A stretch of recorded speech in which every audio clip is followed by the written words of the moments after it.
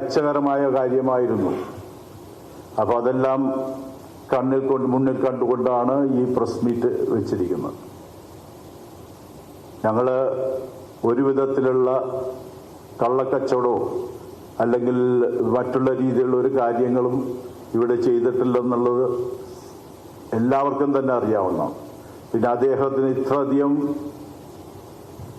എന്താ പറയുക, വിമർശിക്കാൻ, മരിച്ചു കഴിഞ്ഞ് ഇത്രയധികം വിമർശിക്കാൻ എന്താ കാര്യമെന്ന് ഞാൻ ആലോചിച്ചിട്ട് കിട്ടുന്നില്ല. നമ്മൾക്ക് എല്ലാവർക്കും അറിയാം നമ്മുടെ ഈ നാട്ടിൽ എന്ത് അരുതാത്തതാണ് പുള്ളി ചെയ്തത്, എന്ത് തെറ്റാണ് പുള്ളി ചെയ്തത്, ആരുടെ പൈസയാണ് അല്ലെങ്കിൽ ആരുടെ ധനങ്ങളാണ് അടിച്ചു മാറ്റിയത്. അതല്ലല്ലോ അതിൻ്റെ കാര്യം. ഒരാൾക്ക് പോലും അത് കാണിച്ചു തരാൻ പറ്റില്ല എന്നുള്ളത് നഗ്നസത്യം. കാരണം ഞാനിവിടെ 20 വർഷമായിട്ട് ഇവിടെയുണ്ട്. 10-12 വർഷമായിട്ട് ഞാൻ MD ആയിട്ട് ചെയ്യുന്നു, MD ആയിട്ടിരിക്കുന്നു. 2012 തൊട്ട് കോൺഫിഡൻസ് ഗ്രൂപ്പിൻ്റെ ഈ കേരളത്തിലെ പ്രവർത്തനങ്ങൾ മുഴുവനും ചെയ്യുന്നത് ഞാൻ തന്നെയാണ്. എൻ്റെ സഹ ഡയറക്ടേഴ്സാണ് ഇവർ രണ്ടുപേരും. അപ്പോൾ ഞങ്ങൾക്കിവിടെ നടക്കുന്ന ഓരോ കാര്യം ചെയർമാൻ ഇടപെടാറില്ല. ഇത് സത്യത്തിൽ ഇത് ബാംഗ്ലൂർ വേറൊരു ഡിവിഷനും ഇത് കേരളം വേറൊരു ഡിവിഷനും എന്ന നിലയിലാണ് ഓപ്പറേറ്റ് ചെയ്യുന്നത്. ഒരു ഇടപെടലും അങ്ങോട്ടും ഇങ്ങോട്ടും ഉണ്ടാവില്ല.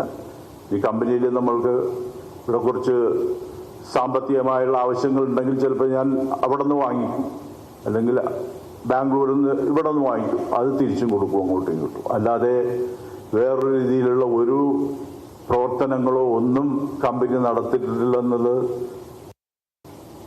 സത്യമായ കാര്യമാണ്.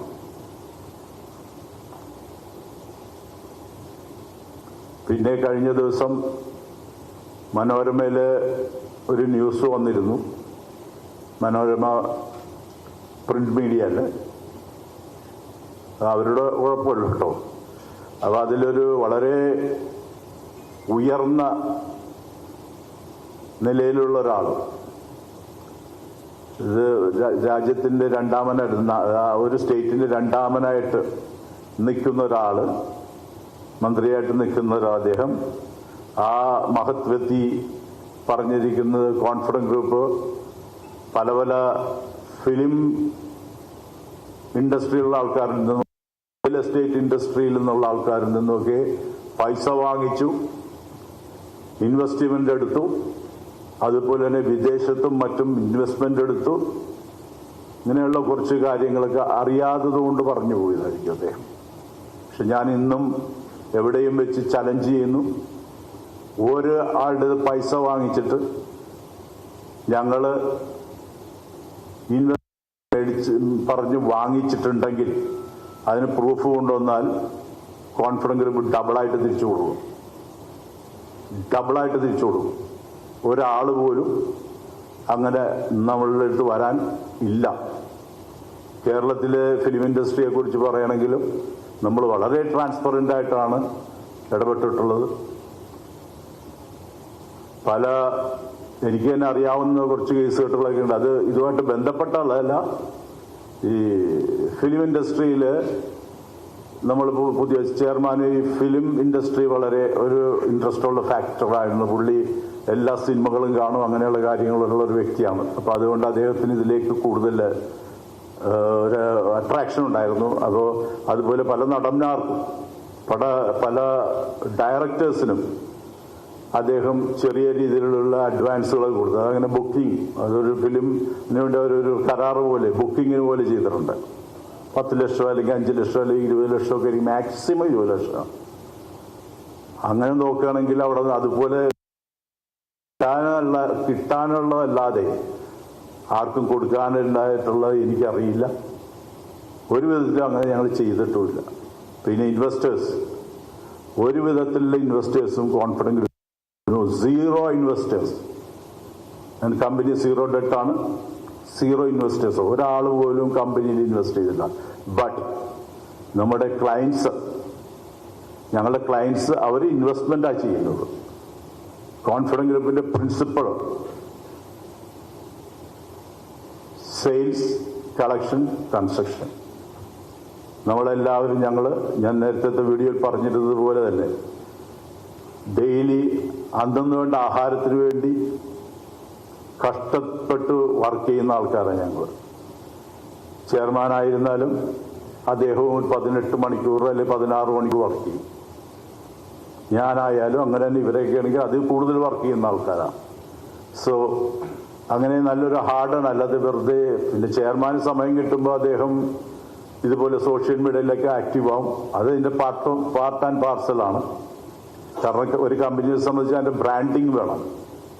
ഈ ബ്രാൻഡിങ്ങിൽ ഒരു ബ്രാൻഡില്ലാതെ നമ്മളൊരു സാധാരണ ഒരു കമ്പനിയെ പോലെ പോയാൽ നമ്മൾ ബിസിനസ് നടത്താൻ അതായത് നമ്മൾ ഇൻവെസ്റ്റ് ചെയ്യാൻ നമ്മളുടെ അപ്പാർട്ട്മെന്റ് വാങ്ങിക്കാനായിട്ട് ആളുകൾ കുറവായിരിക്കും. പക്ഷെ ഇതൊന്നും ഫേക്ക് ഉള്ളതല്ല, ഒന്നും ഫേക്ക് അല്ല, എല്ലാം റിയാലിറ്റിയാണ് അതെല്ലാം കാണിച്ചുകൊണ്ടിരുന്നത്. ഇപ്പോൾ ചെയർമാൻ തന്നെ പറയാറുണ്ട്, ഈ കമ്പനിയിൽ 2 മണിക്കൂറിലെ സീനിയർ മാനേജ്മെന്റ് ഇല്ലാത്ത സമയമുള്ളൂ 24 മണിക്കൂറുള്ളിൽ. ചെയർമാൻ രാത്രി കിടക്കുന്ന 2 മണിക്കായിരിക്കും, ഞാൻ 4 മണിക്ക് എഴുന്നേൽക്കുന്നുണ്ടാവും.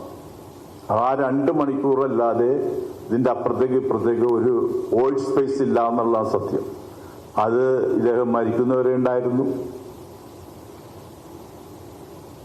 അപ്പോൾ അങ്ങനെയുള്ള ഒരു പാരമ്പര്യവും അതുപോലുള്ള ഒരു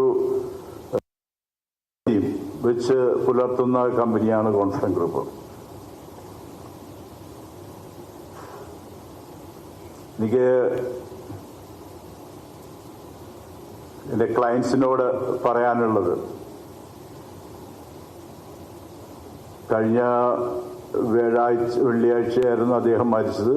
ഞായറാഴ്ച ഫ്യൂണറൽ, അത് കഴിഞ്ഞ് തിങ്കളാഴ്ച ഉച്ചയോടുകൂടി ഞങ്ങളെല്ലാ സൈറ്റുകളും ഫുൾ സ്വിങ്ങിൽ വർക്ക് സ്റ്റാർട്ട് ചെയ്തു. ആ ദിവസങ്ങളിൽ എല്ലാവരും ബാംഗ്ലൂർ വരേണ്ടതെന്നുകൊണ്ട് അങ്ങനെ നടന്നു. എല്ലാ വർക്കുകളും ഫുൾ സ്വിങ്ങിൽ പോയിക്കൊണ്ടിരിക്കുന്നു. കേരളത്തിൽ പ്രോജക്റ്റുകളും അതിൻ്റെ ഞാൻ നേരത്തെ പറഞ്ഞതുപോലെ അതിൻ്റെ എല്ലാ ഉത്തരവാദിത്വങ്ങളും ഞങ്ങൾക്കുള്ളതാണ്. ഇവിടെ വേറെ ചെയർമാൻ്റെ മരണം ഇതുമായിട്ട് ബന്ധപ്പെട്ട് ഇതിനെ ഡിലേ ആക്കുന്ന രീതിയിലുള്ള ഒരു ആക്ടിവിറ്റീസും ഇല്ല. ഇത് പ്യുവർലി ഇൻഡിപെൻഡൻ്റ് ആയിട്ടാണ് അവിടെയും ഇവിടെയും വർക്ക് ചെയ്തുകൊണ്ടിരിക്കുന്നത്.